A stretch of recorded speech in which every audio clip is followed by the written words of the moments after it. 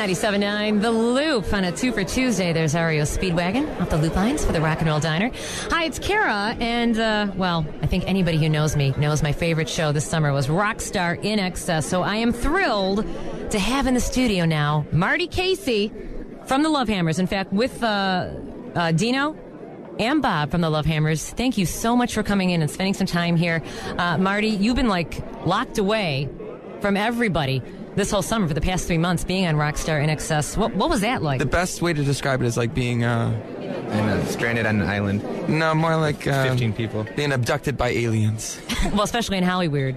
Yeah, it was Hollywood too. I mean, you look like you were getting pretty comfortable drinking out of those goblets in that mansion. Yeah, is it weird? Couldn't figure out what's with those damn goblets. Is it weird being back to normal here, or is it not normal? Yeah, I mean, when you first get out, I thought everything was normal, but it takes a few days to kind of settle back into it, and then you go in and nobody knows who you are, and then you come out and then people are just coming up to you on the street, and it's just so different in 12 weeks. Like, you go in and then you come out and everything's changed. Yeah, well, you must have known that going in on it. I mean, I assume that you went to get exposure, which you certainly got. Definitely went to get exposure, but I guess not being able to see it the whole time or hear about it building up, right, and then getting out, and I guess, the show is somewhat of a success.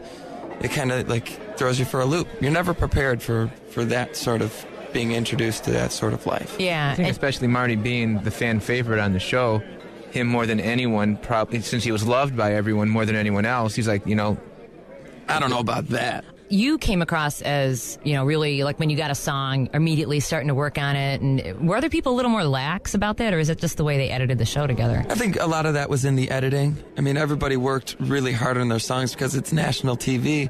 Nobody wanted to screw up. Nobody really did screw up that bad. Yeah. So, I mean, we've all put in a lot of time. Once you got your song, everybody was in their corner, totally learning the song, memorizing lyrics. You only had 2 days to have this song down and go out there and sing it for 25 million people. I would think that with all the exposure you got, that all kinds of managers are approaching you, and when they trying to kind of lure you away from the Lovehammers and just get Marty Casey? Well, once they ask you, well, what do you want to do? And I say, I'm in the band Lovehammers, and that's what I want to do. Then they want you so bad, they'll say, that's fine, that's great, I love the Lovehammer, totally into it. So they're willing to go along just because they want to represent me, and therefore they're going to have to represent the Lovehammers, and that's just how it is. Well, it's awesome. I mean, it's great that you stood by him, because you could have, let all the success go to Yeah, I could have ditched them in the last Easy with minute. the ideas, Cara. Yeah. Are you one of those slime balls? Actually, having this established band already in effect really helps me. Because now when they come in, it's not, a 6-month window we have to wait to put a band together and get some songs. We already have it. We're ready to go, and you got to strike while the iron's hot. So we're going to be touring in a matter of weeks, and Really? We're ready to go.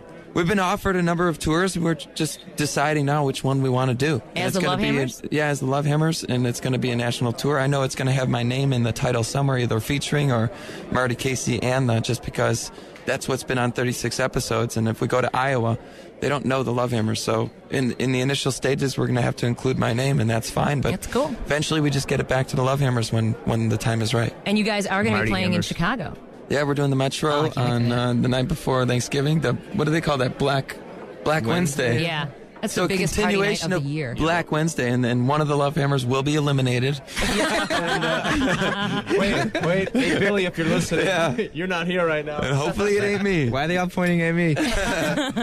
So there's a pre-sale for that going on now through Ticketmaster. It's going on right now, and it's only for Lovehammer fans, and the password is trees. So if you're not a fan, don't use that password to get your tickets. It's a secret pre-sale for the 500,000 people listening right now. Yeah. Because they officially go on sale on Saturday, but we kind of wanted to do something for all the fans in Chicago and stuff. So if you're listening, get your tickets, because it only holds 1,000 people.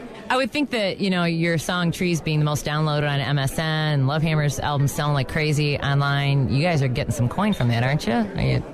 Yeah, it's definitely, we've been able to pay rent. We've been in debt for a long time, just because the Lovehammer's been trying to do such big things, and we always put a lot of money into the shows and making things so crazy that we're finally back out of debt, and now, making some money, and we're just going to put it all towards a new record or towards the tour or whatever we need to do. Just keep putting it back into the band. So this could be the end of your appraising career. I actually let my appraising certification expire on the 30th of September.